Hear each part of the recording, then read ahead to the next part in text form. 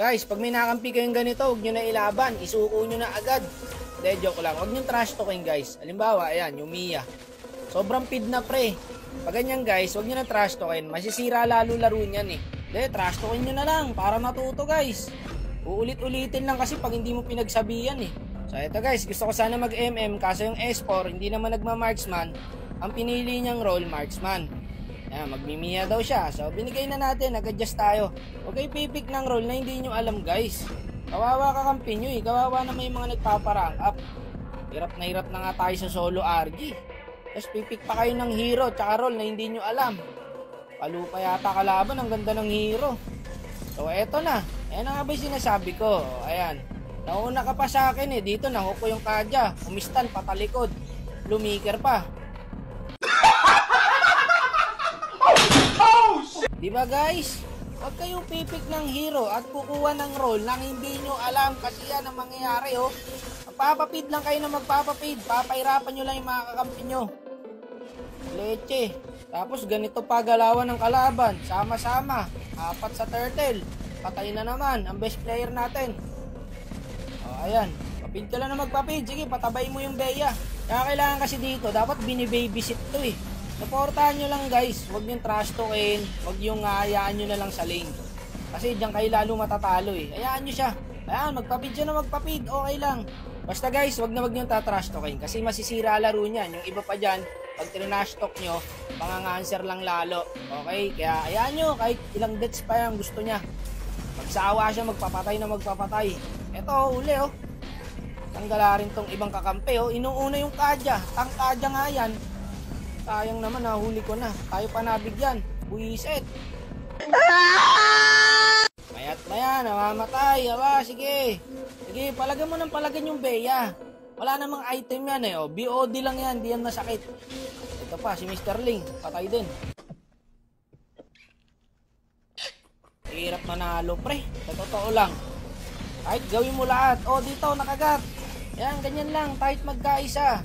O dito, pang-back na. Nilaban pa rin niya. Tanggala ka, nawala agad. Wala talaga, para mga hindi nag-iisip. Buisit na yan. Patay pa tong tatlo na to. Sa YC.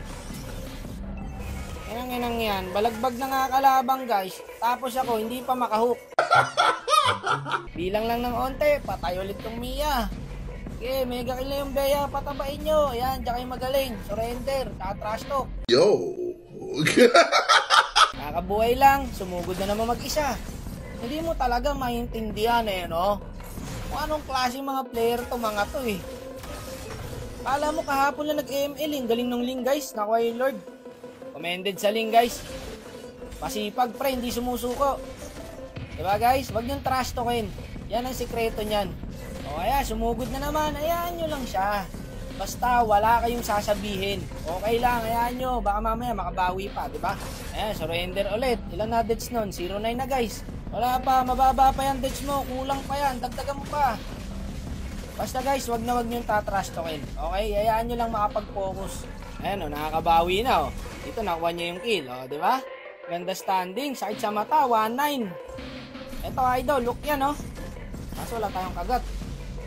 Bilis bumakap din kasi ng kalabang guys eh.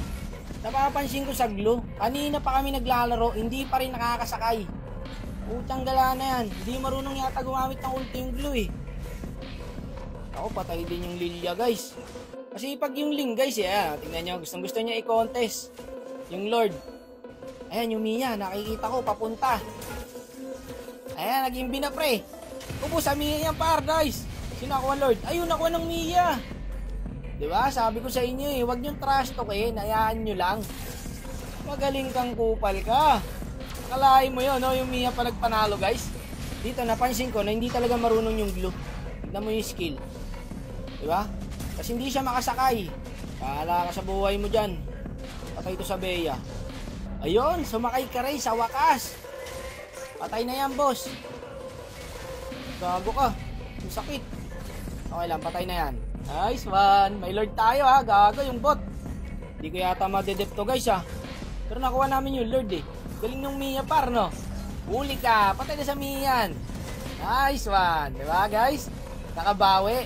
Yan ang number 1 rule. Wag niyong tatrash talkin. Hayaan nyo lang makapag-focus. Baka mamaya buwe-buwelo lang eh. O, 2-10 na, standing. Kanina, 0-9. At least nakakabawi. Yun ang mahalaga. Patay sa Mia yan. Yan ang sinasabi ko, par.